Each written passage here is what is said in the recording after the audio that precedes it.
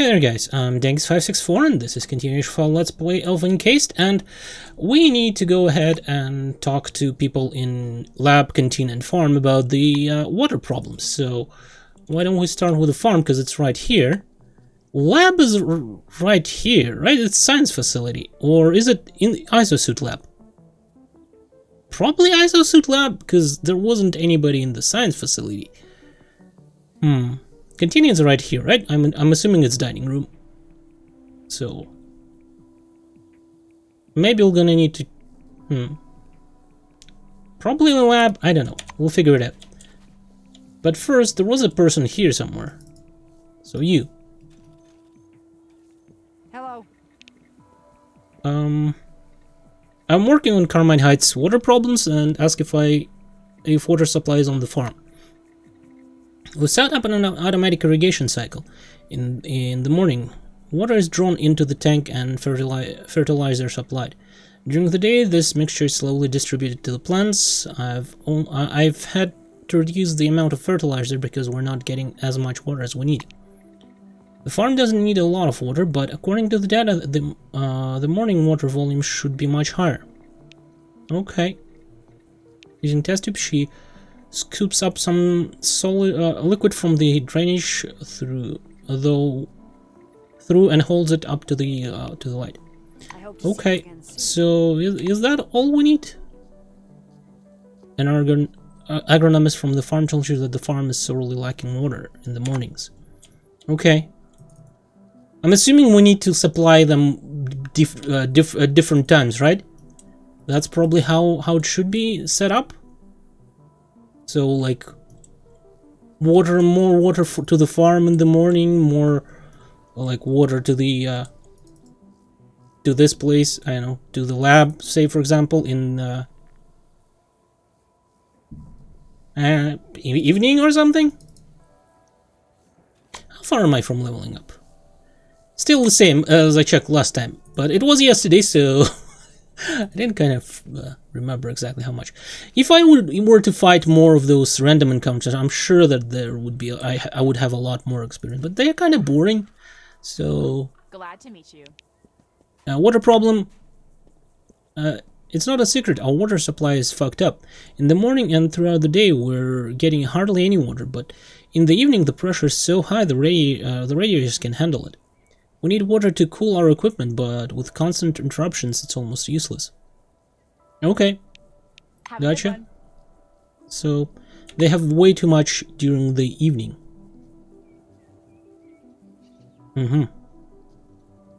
Constantly, but in small quantities. Got it. And canteen.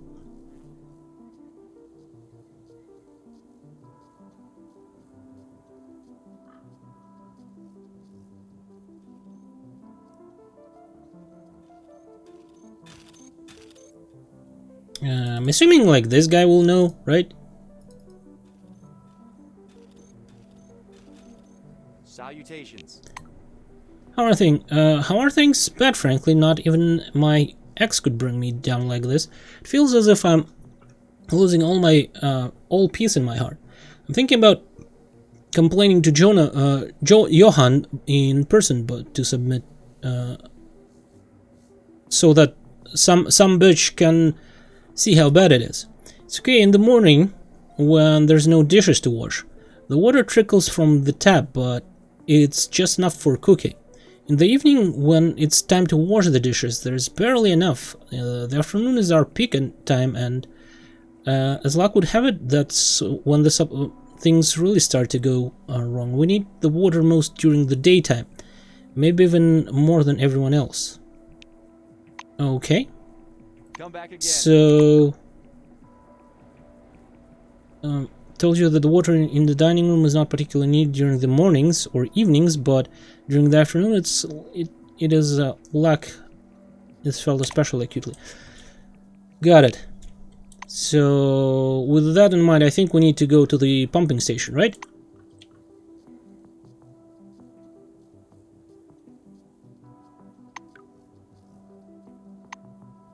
I think so.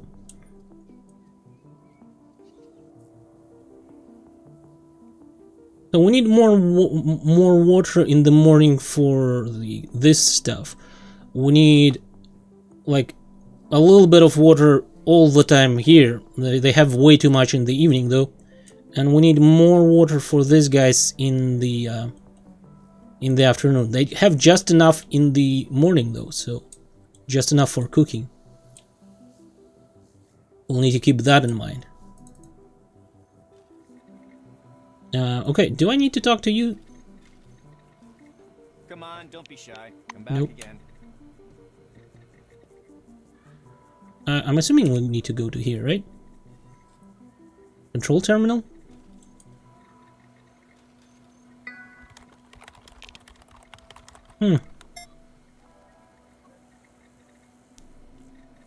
Oh, we can just do it automatically. That's great. Good thing I have tech.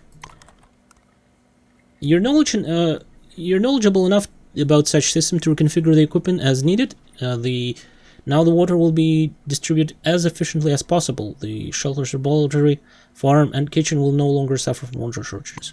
Great. Love it. Love the fact that my skills can actually do something. How much tech do I have? I'm almost topped out, right? So I need like 28 more to get it to 150.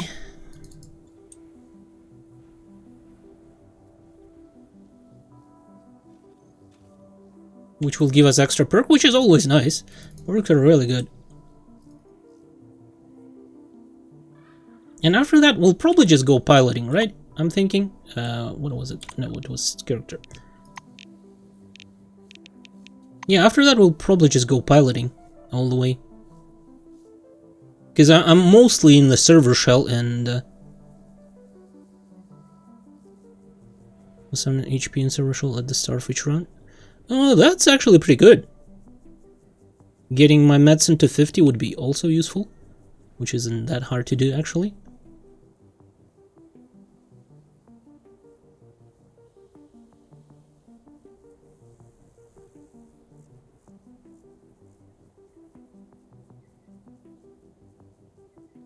Yeah, all of this is pretty damn good. And after I'll finish piloting, I'll probably go for criminal, I think. I don't know, we'll see. Johan, buddy. Water problem solved. Johan is standing by the workbench, digging into some kind of device. Johan nods gratefully. Yes, I was informed.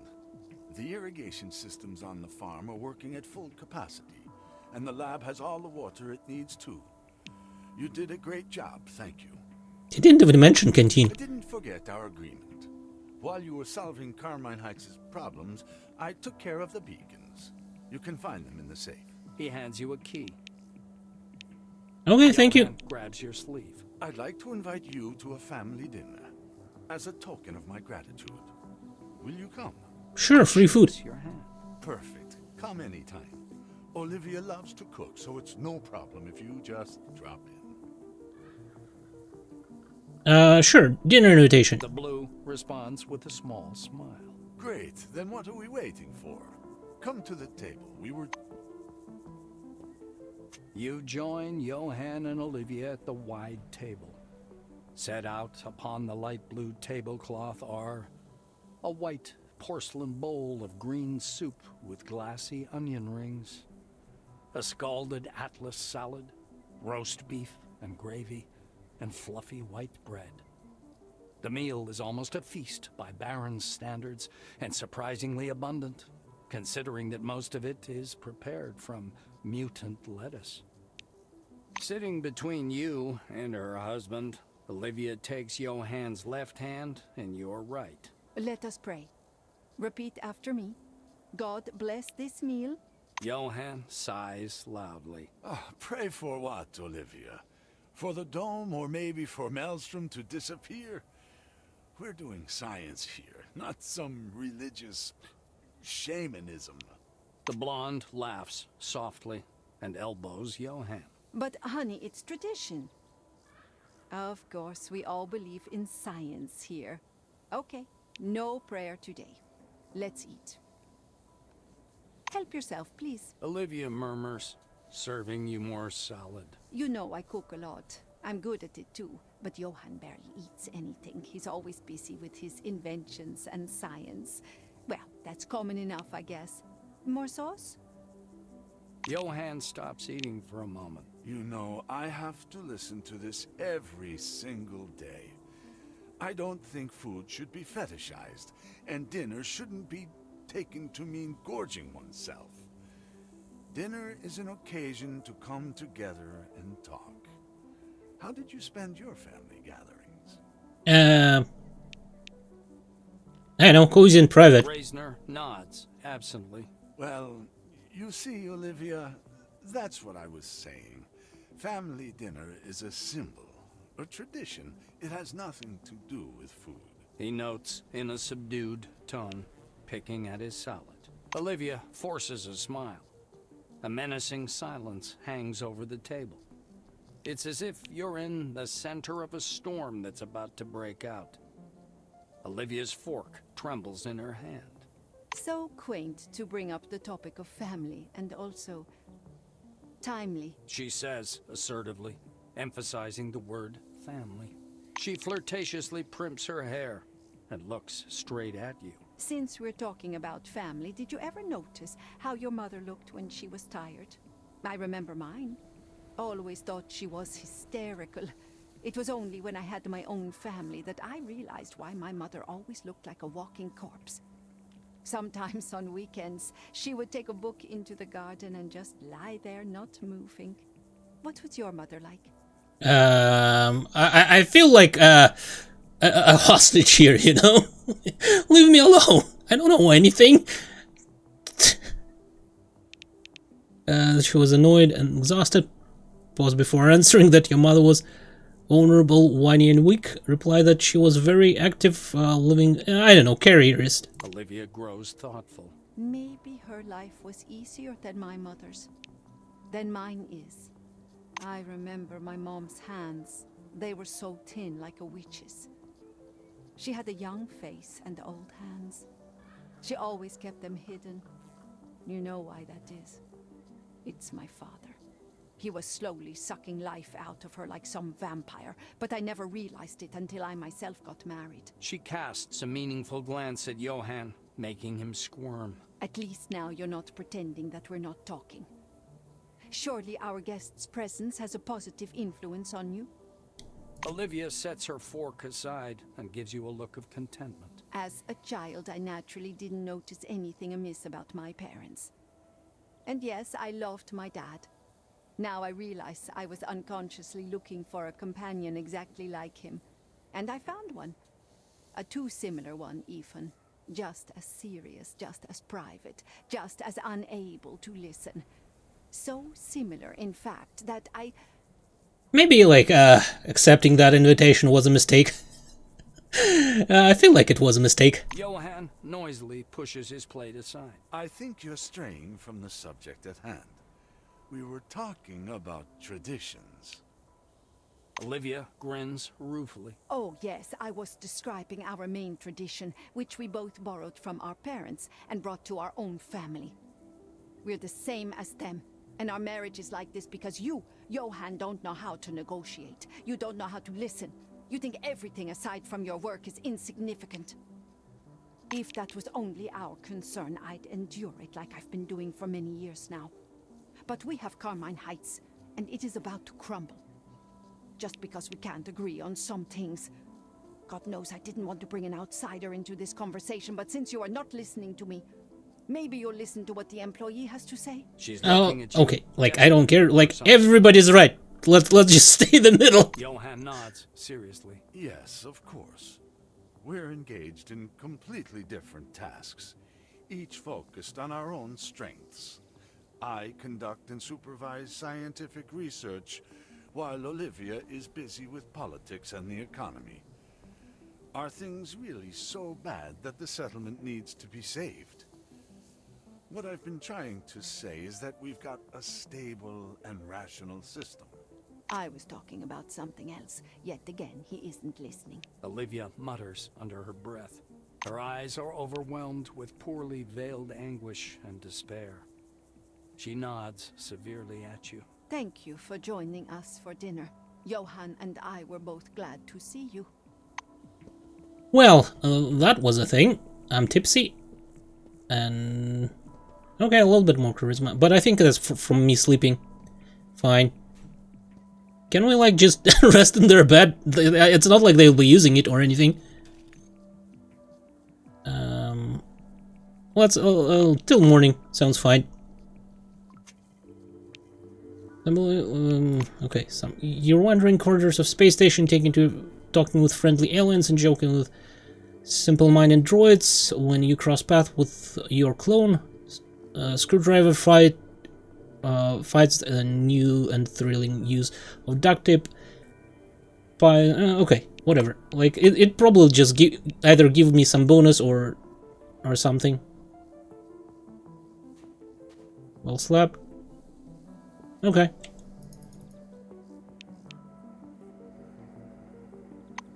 I guess we're going back to the, what do you call it? To the Phalanx headquarters, right? To report on... oh, wait! I didn't pick up the bits. The beacons, because it wasn't the safe, and... yeah. Okay. Save, off we go.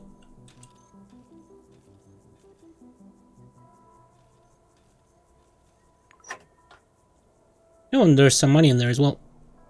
Oh, and it doesn't even weigh anything. Cool.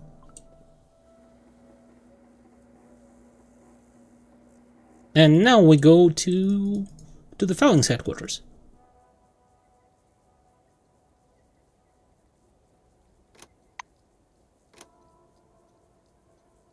All right, I keep forgetting that. No, I cannot use it as like this. Off we go.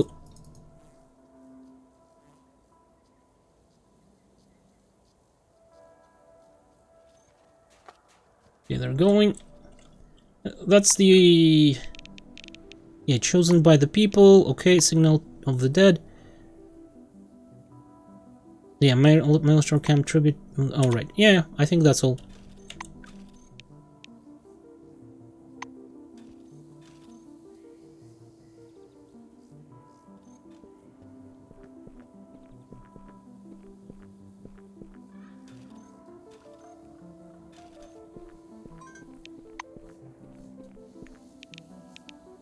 Let's go.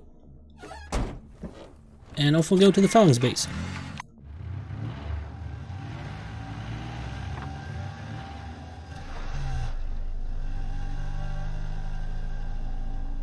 Traveling seems uneventful, which is... oh! As soon as I say that... Robo-kits. Don't really care particularly about that.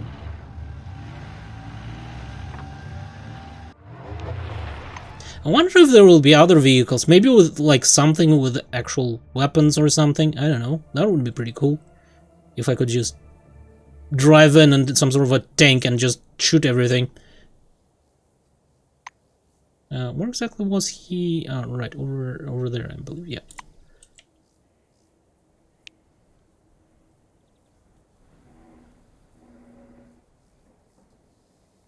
Right, there he is, right? Get over here.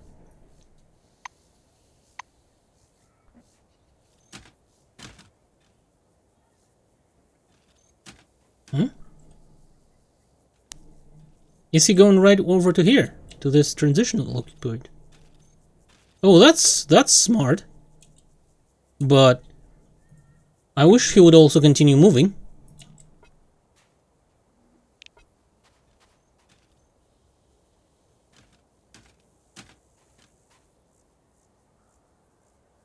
Because I thought he would just start running, but he like, okay, he just teleported using that thing.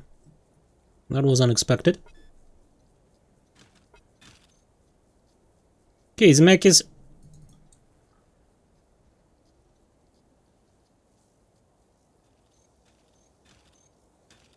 Hieronymus smiles welcomingly. You are my guest, so Give him the please most take your accurate time. data. The survey you prepared would honor any statistician.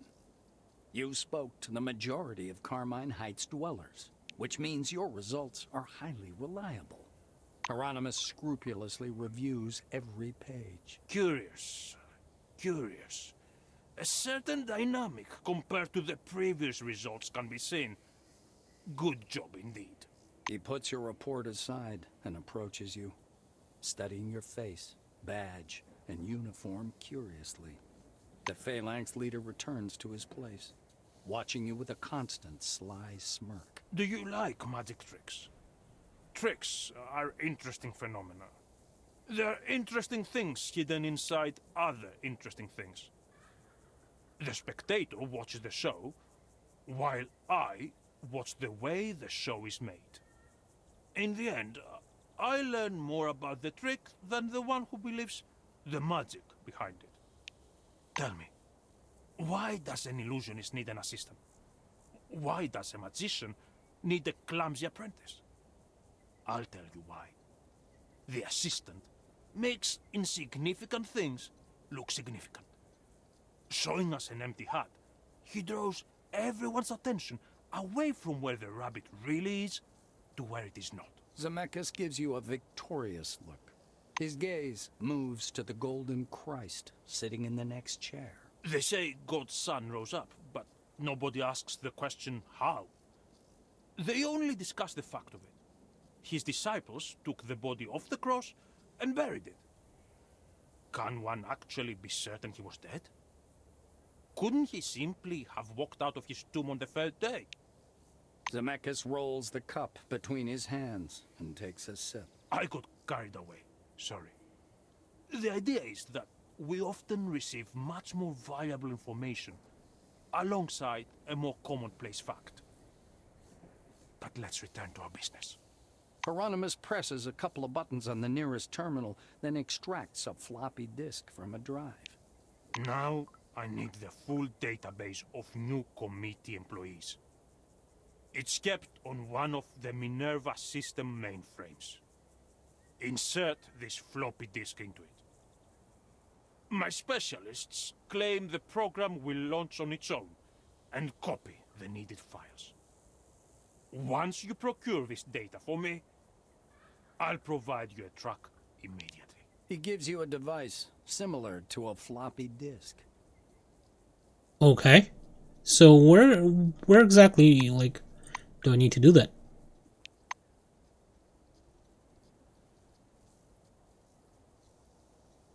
To get the service of the Minerva system, to find the servers of the HR department, download the database onto a special... Is that in that server room where I was playing an IT guy? I think that's what might be it, right? Probably is it.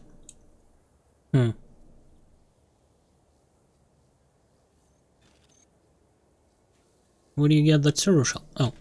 Well, I was given it, like, some old shitty crappy version of it, but yeah, after that I kind of upgraded it, you know? Okay, where was the exit? Right over here.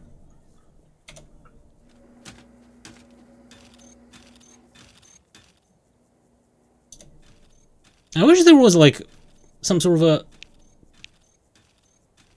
ability to boost time here for all this running around.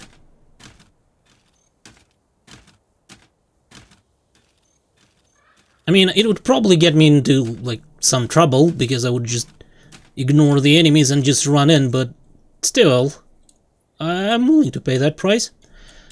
But before we go to do this, right, I think we go and do the Signals of the Dead. We need to go to the Maelstrom Research Camp and destroy the Necroids there, which is fine by me.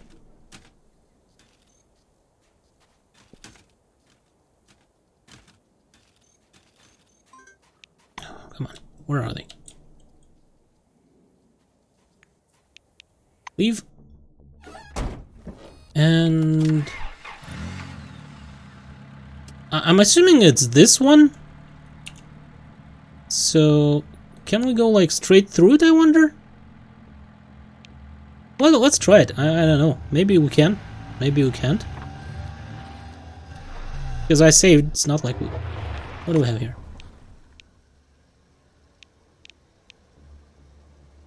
I don't think ignore it, just move. Don't think we need a merchant right now.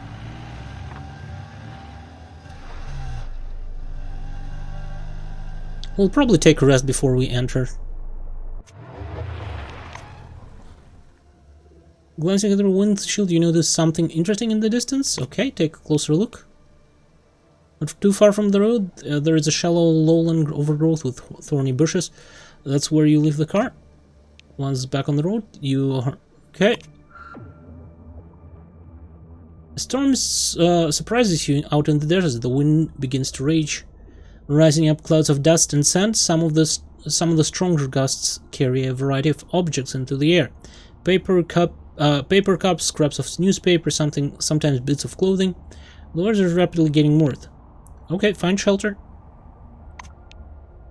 You look around for any kind of shelter from the storm, and soon you spy... Oh, perception, okay. A small depression in a cliff.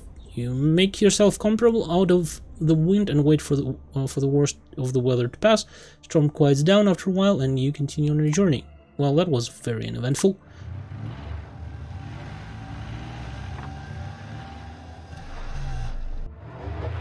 Before we enter, let's have a rest. Enter location.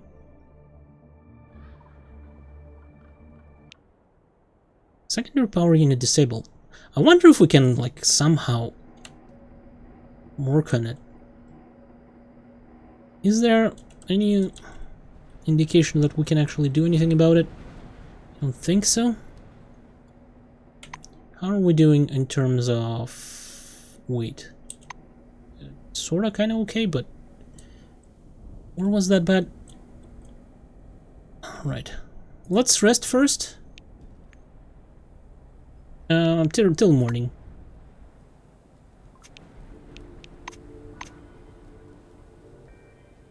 Oh, for fuck's sake, really?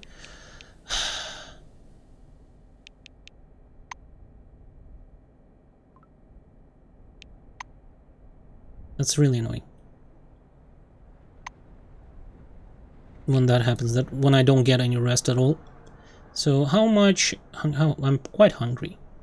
I'm feeling quite hungry. Remember like in the...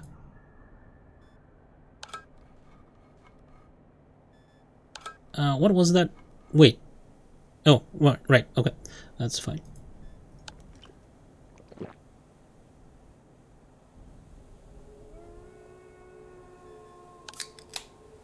What was it?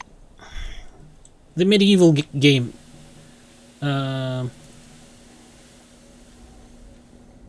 Kingdom Come Deliverance. That's what that was. Start the engine. The protagonist was always, I'm feeling quite hungry. I don't know why I remember it. Because it's probably like I heard it so much while playing this game that I kinda...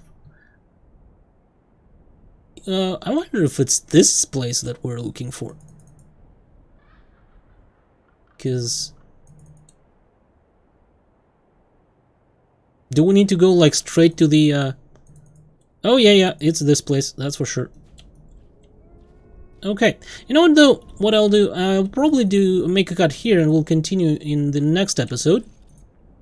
So, thank you guys for watching, hopefully you enjoyed it, and goodbye.